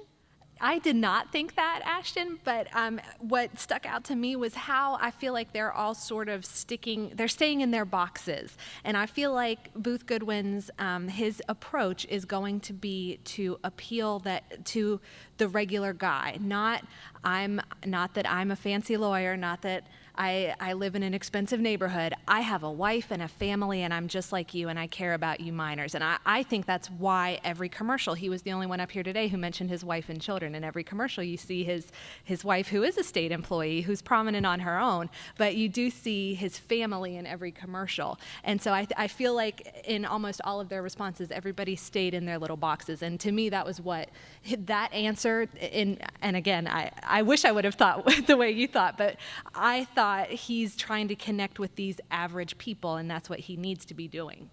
Dave, I'm interested in what you have to say about the talk surrounding coal, because, it's not huge in the Eastern Panhandle. It doesn't exist. It's quite an understatement, right? It does exist, though, in a way of the coal severance tax, which, of course, our counties use to help fund their budgets each year. And with that declining over, for a long time now, it creates some issues, certainly, in our counties as well. So the question then becomes, do we find a way to get coal back in West Virginia, as Jim Justice wanted to tell us, or do we find a way to decrease our dependency on it, as Jeff Kessler wanted us to say? The answer to that, I don't know. I'm not sure if any of our candidates up here honestly know. As Mike said, they speak out in these platitudes based toward which voters they think they can appeal to the most, the ones that are strictly against coal or the ones who want coal to come back. But again, like I said, I'm at no greater position to speak about that than I think anyone on the panel or any of the gubernatorial candidates is. David, I'm interested, though. Coal is always a part of the talk during election season, and it was huge in 2014. It was all about the war on coal. You've got some big population centers in the Eastern Panhandle who this issue does not directly affect. When it comes to the electorate and all of this political speak around coal, does it matter to them? Does it turn them off from a candidate who only focuses on this topic? Do you have any sense? I think we do have a lot of people, probably majority of people in our area, who just want to not hear about coal anymore. I think that's safe to say. We have Jefferson County, a very, very left-leaning side of the point in the state that's we want to start talking about alternative energy. We want to start talking about wind and solar and things like that, absolutely. I think it does have the potential to do that, absolutely. And like I said, when you sit here and you watch this forum and you don't hear any specific things about the growing section of the state that is the Eastern Panhandle, clearly we understand why coal is important to the state and why it needs to be a major part of the discussion. But I think our people out here in the Eastern Panhandle would like to see a little bit more balance to the discussion, absolutely. Mike, sorry, go ahead. That's both within and outside West Virginia. That's an interesting box that the coal industry in part has put in itself. Go to Oklahoma, New York, California, and ask them if they care about coal miners. Most will say, so what? But what the mistake that the coal industry made was focusing on coal, not on the electricity it generates. About the last I looked, 98% of the electricity generated or used by West Virginians came from coal-fired power plants. That means it is an issue in the Eastern Panhandle, all over the state. So I think that it would have been interesting to hear one of the candidates, or all three of them, talk about the impact that the higher electric rates resulting from coal going away. It'd be interesting to have heard something about that. Mike, I want to start with you and talk a little bit about the natural gas industry and the question presented to the candidates today. You know, we heard from Kessler speak about his future fund. We heard from Goodwin converting the state fleet to natural gas, which is something that Governor Tomlin did a study about, looked into, and that didn't come to fruition. And then Justice, it was also, you know, a mention of finding a way to attract this cracker plant, but no real ideas on how we're able to do that. As far as the natural gas industry goes in your part of the state, I mean, how big, the question itself was about, you know, attracting long-term lasting jobs, and we didn't get that from anybody. Right. So far as attracting a cracker, I think Governor Tomlin might say that some efforts were made to attract one, and it didn't work out very well. One of the crackers that the state had tried to attract is to be built in southwestern Pennsylvania, but it may never be built. There's another one proposed down in Wood County. That's kind of iffy. However, there is a third that I'm aware of right across the river from Marshall County in Belmont County, Ohio. Now that can have enormous benefit to West Virginians, even if it is just across state line. It's hard to overestimate what a cracker plant does, the spin-offs. So if we could find a way to attract one, that would be wonderful. But at the same time, we need to be looking at opportunities that we can reap from, say, the cracker just across the river in Ohio. Because we have tried and just haven't been able to get it done, partly because of site problems, the old flat land lack. And you were in the State House before you were became the managing editor at the State Journal. You want to add to that? You followed these crackers all the way along. Well, and I also grew up in Mike's neck of the woods, so every time I drive home, I see the difference already that the natural gas industry is having on that region. And just as he said, you know, even if one, well, number one, nobody's gotten one yet. So I know that there has been a lot of criticism specifically against Governor Tomlin and, you know, woe is West Virginia. We don't have a cracker, but neither does Pennsylvania, and Ohio doesn't have theirs yet. So I think that people are seeing that there might be a little more to it than maybe we first thought. But I think we should be ready to catch those downstream industries. And as much as we've tried to stay on top of our natural gas boom, I think that we have been a little behind in providing the workforce. And that's why we see the big white trucks from Oklahoma and Texas all over our roads, because we weren't ready fast enough with the workforce. And the state has done, I think, a pretty good job trying to catch up and to build those programs and get people ready to take those jobs. But I'm sort of wondering if, like Mike said, maybe we can get, instead of hanging all of our hopes on landing the cracker in Wood County, maybe take the apples out of that basket and put a few in the workforce development basket as well. Well, it was interesting to me when it came to this natural gas question, and correct me if I'm wrong, but I didn't hear much talk about pipelines, about the construction of pipelines. And the other thing I didn't hear because of it is the downstream jobs that come from building pipelines and pushing that natural gas out of where it's being pumped. You know, I bring this up in the interview with Senator Cole, but when I went to the National Governors Association meeting last year at the Greenbrier, spoke with Terry McAuliffe about the pipeline that's going to bring gas from West Virginia to Virginia and North Carolina. And he said not that this is going to create energy for Virginia, this is going to create downstream jobs that are going to come from manufacturing based on West Virginia natural gas. And for some reason, that idea never comes up. We never talk about that. Anyone have any reaction? Well, I know the industry, and Mike, you've probably heard the same thing. The industry wants the pipeline. They want to be able to get our gas out, and they will tell you that they say we've worked so hard and so smart that we're drilling ourselves out of a job in a way because now we do have a glut of natural gas. So they want, I believe, a pipeline so that they do have that network for the gas, but there are a lot of roadblocks and impediments, and not everybody feels that way. What we need is to get pipelines not inside West Virginia, but to take our gas outside the state to get it to the liquefaction terminal at Norfolk, for instance. The challenge here is that we have so much gas in this state, it's almost impossible to understand any way we can find to sell it, whether to people in Europe, people elsewhere in our country, to crackers, to other downstream processors.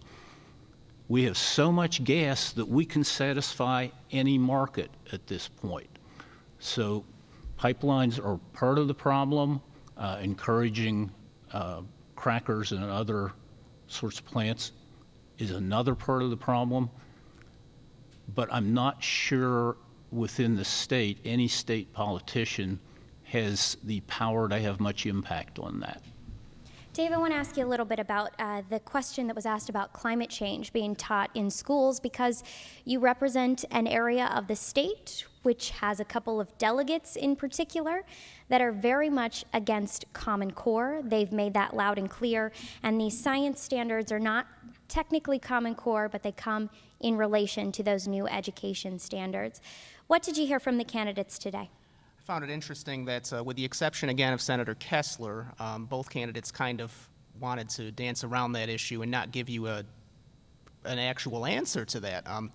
Specifically, Mr. Justice, who used the opportunity to get after Mr. Goodwin until you turned him around and said, we're talking about something specific here, you need to stay with it. Yes, we have it, in my region, like you said, there are some legislators that are firmly against Common Core and specifically the teaching of climate change. There are others around the state as well, of course, Mike. You've some in your region too, I know for sure. It's such a delicate issue. I think that Mr. Kessler probably, I mean, again, for all of his convictions, and we can say that we're very happy that he's able to speak his mind like that and just be himself. I think he probably turned quite a few voters off by coming out right away and just saying, I believe in climate change. Meanwhile, our other candidates, by dancing around the issue in doing so, but they did then address some other issues of teacher funding, of providing, the appropriate equipment for students at schools and things like that, that will speak to a lot of voters. So I think that it's a sensitive subject. I think one of the candidates, I believe it was Mr. Goodwin, probably said it the best when he said, all these scientists are saying this, and I'm really not at liberty to argue with any of that because I'm not a scientist. Damon, I'm interested in how you feel about the responses to this question because, as David said, Senator Kessler came out and said, I believe in climate change. Does that hurt him in southern West Virginia? I'll repeat what I said earlier. They're all smart guys. They know that burning fossil fuels contributes to climate change. Two of them just didn't really want to talk about that, though. Kessler was not afraid of the question, and that's part of who he is. He is campaigning on a trust factor, Trust me, because I will tell you the truth. And he is telling the truth in his mind about this, right?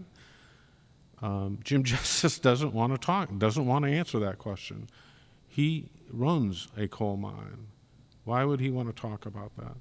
So he turns it around and talks about other opportunities that the state should be investing in, tourism, for instance. And Booth Goodwin, I'll leave it up to the scientist, is his answer. And I think voters will look at that and go, well, that's kind of a soft way of answering that question. And can we trust you to be forthright if you're our governor? I don't think that's a good answer by Booth. So panelists, we've got just a couple of minutes left, and I want to ask, about the politics of it. And especially, Mike, you started by comparing what's happening in the governor's race to what's happening at the presidential level. So Mike, we'll start with you, and I'll ask you all to just come down the line. How much does the presidential candidate, the person who's at the top of the ticket, how much does that determine who's going to be voted governor in West Virginia? A lot, but I think in this particular context, the outgoing president is going to have more effect than the incoming one. President Obama is so disliked in this state that it is almost as if you have a D after your name for Democrat, you start with 2 strikes against you.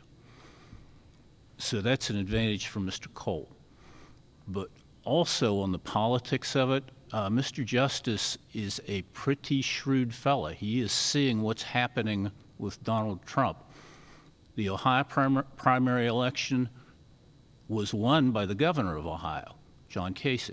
However, Trump carried all the riverfront counties, each and every one of them. And that's probably going to be a pattern for West Virginia. So if being vague but saying things like, we have to think big, if it works for Donald Trump, why shouldn't it work for Jim Justice? That's, I think, his calculus. Dave?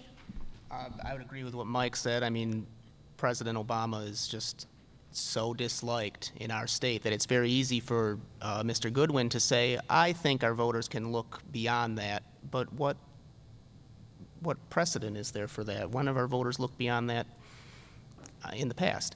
I think that's, yes, certainly the presidential, the national candidates will have some sort of a bearing on who gets the votes here in West Virginia.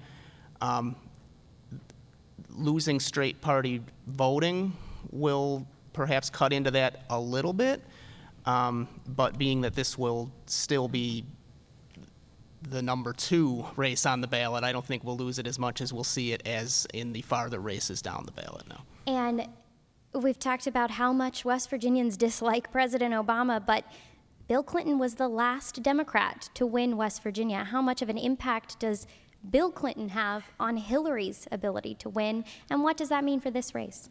Well, I think West Virginians love the Clintons. I know that our Democrats will follow Senator Joe Manchin and his directive. He definitely is, he's not the spokesperson for the party, but he is the leader that everybody will fall in line with. And I'm glad you pointed out the lack of straight ticket voting now may have an effect. It's been a long time since we've had a Democratic presidential candidate carry the state, but it's also been just as long since we've had a Republican governor. So I think that there are a lot of factors at play here, and we still have a lot of interesting politics to watch. Damon, the final word. Well, yeah, I'm new to the state, but I firmly believe that all politics are local. I don't think you'll see either Bernie Sanders or Hillary Clinton spend much time in West Virginia. I think this is going to be a West Virginia election. I don't think it's going to be a national election so much. The Democrats don't need West Virginia to win the White House, right? So I just don't think they're going to spend much time here. So it's going to be about who's going to run this state and what kind of help is that person going to need to get things done. Which of these candidates, I think a critical question for the Democrats, which of these candidates can, be that wave that lifts all boats, right? which of those candidates can best affect the down ticket candidates. Thank you. We want to thank our panelists for joining us to discuss today's forum. Damon Kane with the Register-Herald, Ann Eli with the State Journal, David Emke with the Journal, and Mike Myers with the Intelligencer Wheeling News Register. From a focus on the Democratic candidates, we shift across the aisle to the only Republican asking West Virginians for their support in his bid to be the state's next governor. Senate President Bill Cole joined me in our Charleston studio earlier this week to take on many of the same issues discussed by his fellow candidates today.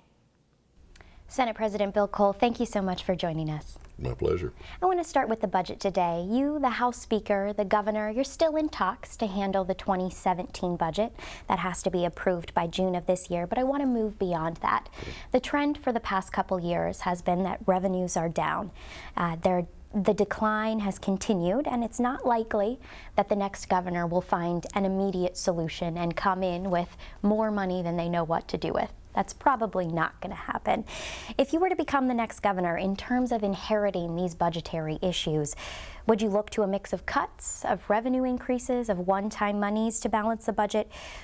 During your administration, what is your outlook on moving the state forward in terms of the budget? Good question.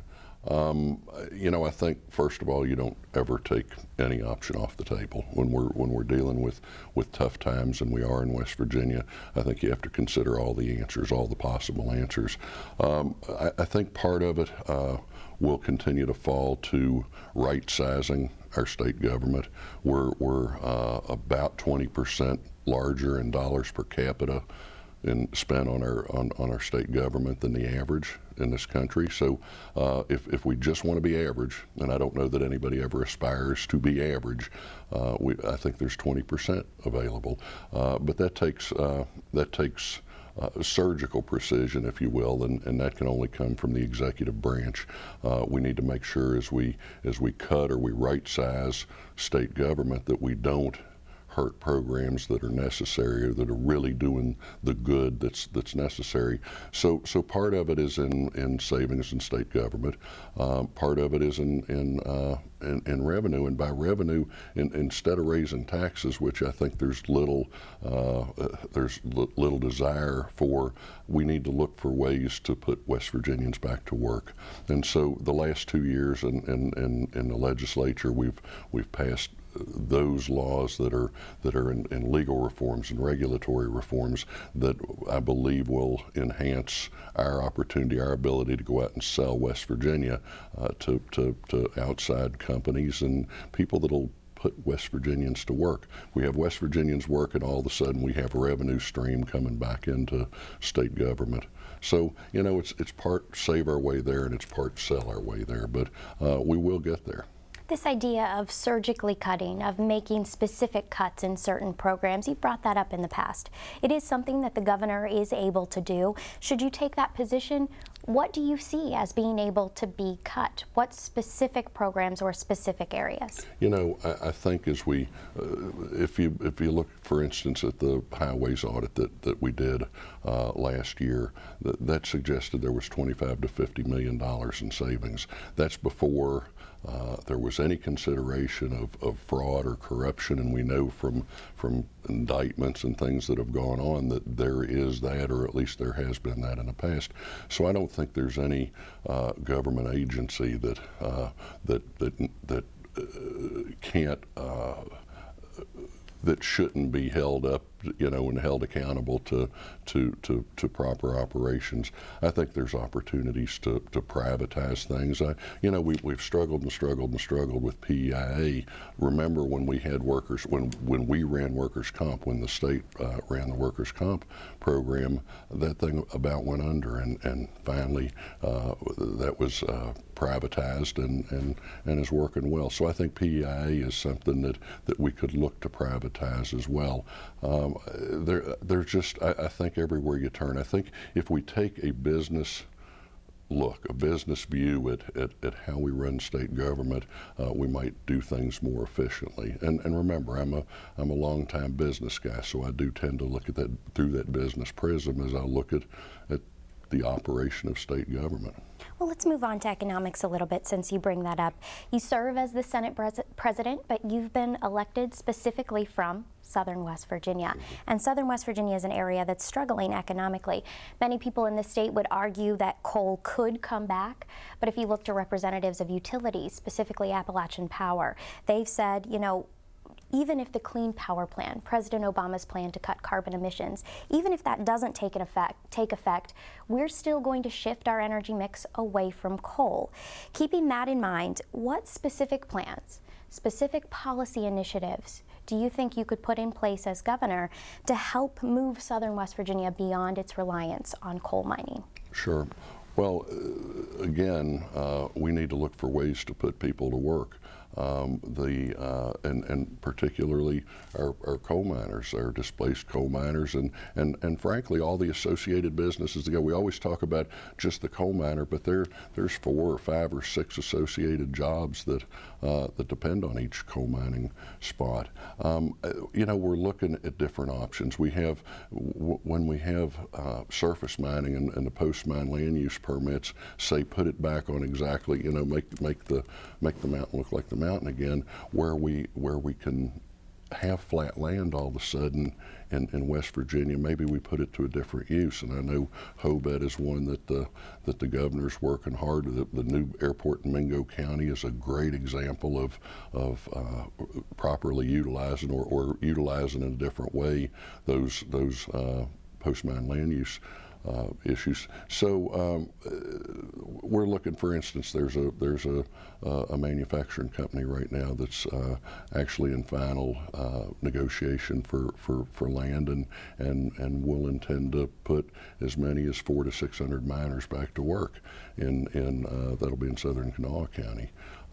I think there are opportunities, but I think it takes, I say often that our next governor, hopefully that's me, needs to be also the chief executive salesman. We need to take the good stories that have come out of our last 2 legislative sessions and go out and knock on the boardroom doors around this country. We can't change our laws and then hope that these companies line up at our border and say, can we be next to be in West Virginia? We got to go out and sell it, and sell West Virginia, sell our people and our geographic location, and I intend to do just exactly that. So we can put people back to work and they can be in different industries, but there are opportunities. If we can move to northern West Virginia, kind of along the same lines, and talk about the natural gas industry. Right now, because of low prices, that industry is seeing layoffs as well. The industry does believe that if prices go up and natural gas becomes more expensive, the Marcellus and the Utica shale plays in West Virginia, as well as some others, can rebound. How do you, as a leader of the state, ensure that should this rebound occur, West Virginia doesn't end up with a boom and bust industry in north central and northern West Virginia that does not provide long-lasting jobs in that region? Well, that's a good question. I think the thing that caught West Virginia was that we were so singly tied to the coal industry that the boom and bust happens. I agree with you. We can't fall into that trap again, but the way we do that is we diversify. We diversify our economy. We look for the other opportunities to bring those job creators to West Virginia. Building out our high-speed broadband network is critical, is imperative if we move forward. There's so many opportunities with the jobs of tomorrow: telecommuting, telemedicine when we have tough issues in rural West Virginia. So we diversify, but we need to work very hard to make sure that we do everything to be supportive of our gas industry, because those opportunities, you didn't mention Rogersville. I mean, the opportunities there are phenomenal. We need to build infrastructure. We need to build pipelines. We need to get the gas to market, and that will help recover the prices. But gas can be, it shouldn't be the single thing we depend on. What it should be is the icing on the cake. You know, it should be what moves West Virginia from good to great, or from, you know, one of the poorest states in the nation to one of the richest. Well, you bring up the issue of pipelines, and last year West Virginia attracted pretty big conference. The National Governors Association met at the Greenbrier last summer. I know you attended just briefly to kind of meet some people. And I spoke with Terry McAuliffe, who's the governor of Virginia right now, at that conference about pipelines. They're trying to take gas from north central West Virginia, ship it to Virginia and to North Carolina. And one of the things he said to me was, we can use West Virginia natural gas to reinvigorate manufacturing in Virginia. He already has plans in the works that should those pipelines spread into Virginia, will create downstream jobs. Why are we not hearing that in West Virginia? Is that something that you want to look at? Oh, absolutely. Listen, it's all the above. You know, people say, well, don't be like coal. Don't be a one-way ticket out of here. If we started shipping all the gas we could ship tomorrow, none of us will be around to see the end of it. The reserves are so incredible, so deep. But we need to make sure that we do the right things and make the state a desirable place to attract an ethane cracker or two. And once we have that, the downstream manufacturing opportunities in the plastics industry and all are incredible for our wet gas. So yes, absolutely, we want to work hard to attract those opportunities. But in the meantime, I want to provide gas to as many people as we can. And he is right. I mean, it is low cost energy, and it does make us competitive on the world market with our manufacturing capabilities. So it's a huge win for West Virginia.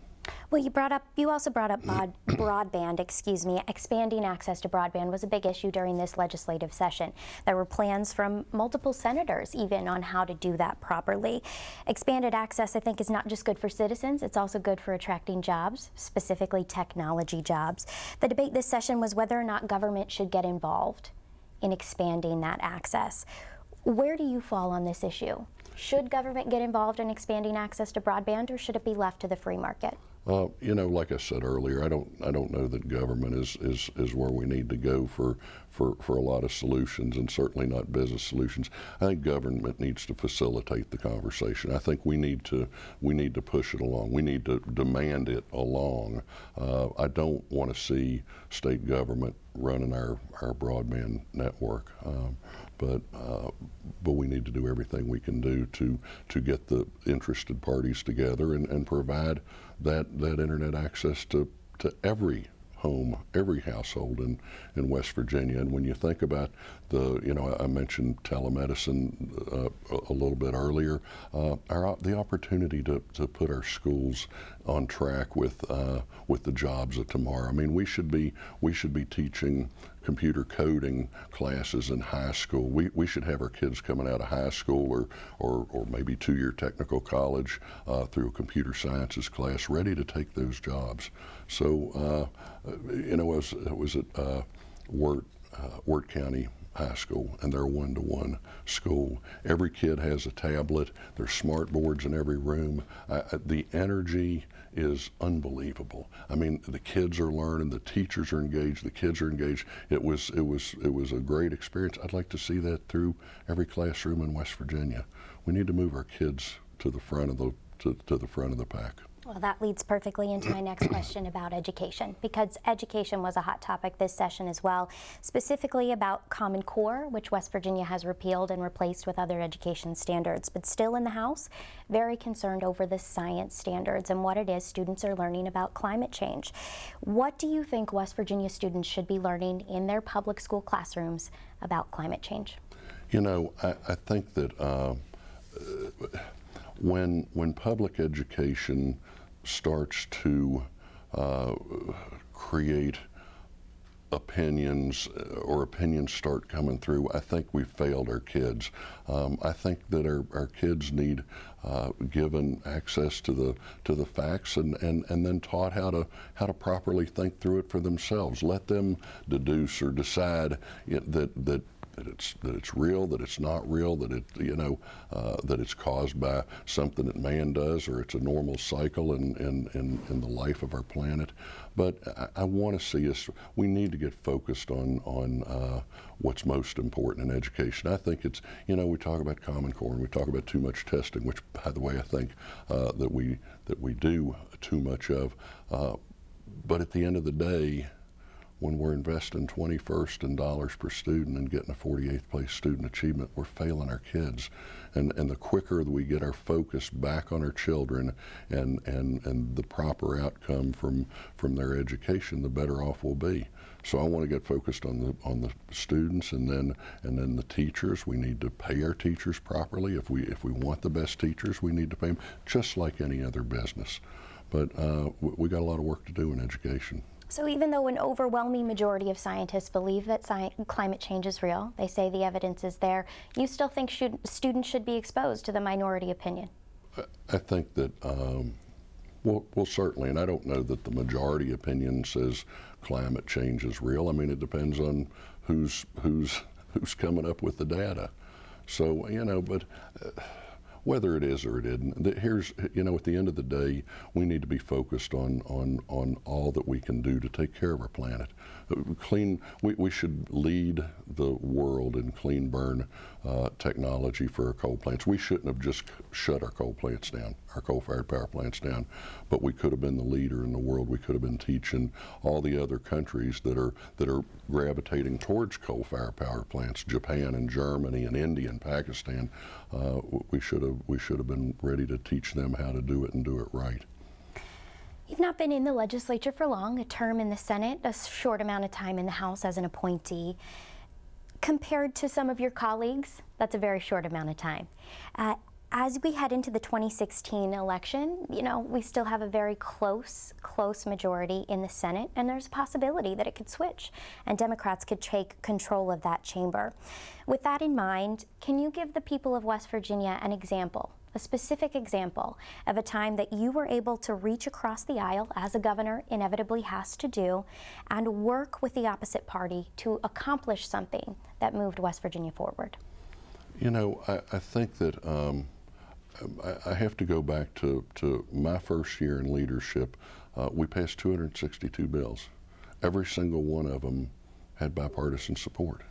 So it isn't, I don't take lightly. I wasn't a bully with our one vote majority. I didn't say we're going to do it's my way or the highway.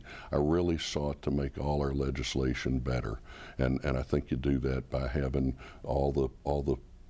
both sides of the aisle, all sides of the issue. You bring everybody together and you try and come up with the best solution for West Virginia. If you don't get it exactly, you can circle back and amend it or fix it in an ensuing year. There were a couple of partisan issues that were straight party line votes this year, but I'm going to say that of all the legislation passed over 2 years, probably 1% was down a party line. So I think that would indicate that I do reach across the aisle. That a good idea is a good idea. It doesn't make any difference whether it's a Democrat idea or Republican idea. Now, to the extent that I do very much believe that it's important for West Virginia that the Republicans retain the majority, it is only because the majority is who sets the agenda. We'll be taking up an agenda that will set the stage for West Virginia to attract the job creators, which are so critical for West Virginia's future. We have to put West Virginians back to work. We're the only state in the nation to ever fall below 50% in workforce participation, and we have to turn that around. Democratic candidates participating in the forum will be asked to give a closing statement, and so we'd like to give you a similar opportunity. As the Republican candidate for governor, excuse me, I should say the inevitable Republican candidate for governor. I think I have a pretty good chance on May 10th. Why, tell the people of West Virginia, why should they vote for you?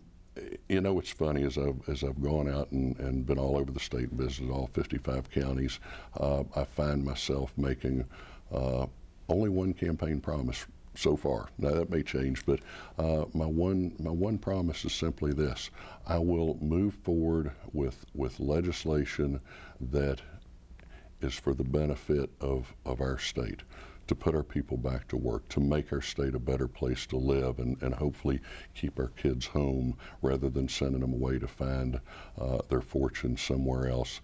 My promise is this: I won't make a vote or take up an issue or avoid an issue based on my desire to be reelected. I'm going to do what's right for West Virginia every single opportunity that I can. I believe it's imperative that we elect our next governor based on the fact that his heart's in the right place. I would offer that I have the right mindset. In my years in business and as a job creator, and I currently have over 400 people working for me in my businesses now, I think I have the right skill set. I have the right determination, drive, and desire to turn this state around. I genuinely believe that so much of what ails us all comes back to the opportunity for somebody to go to work and make a good living. So, you know, my solutions are going to be based around putting people to work. Senate President Bill Cole, Republican candidate for governor, thank you so much. Thank you. This has been the 2016 West Virginia Gubernatorial Forum.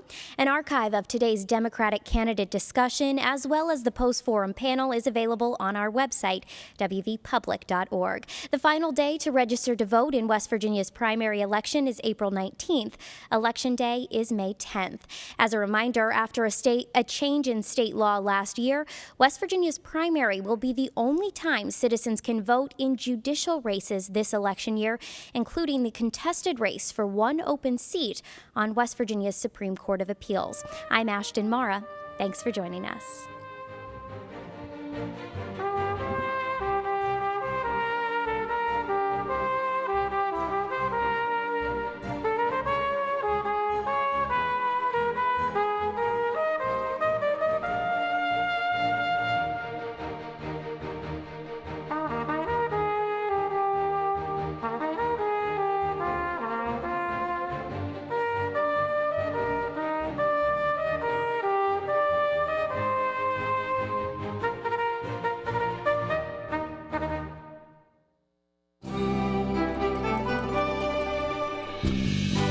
From West Virginia Public Broadcasting,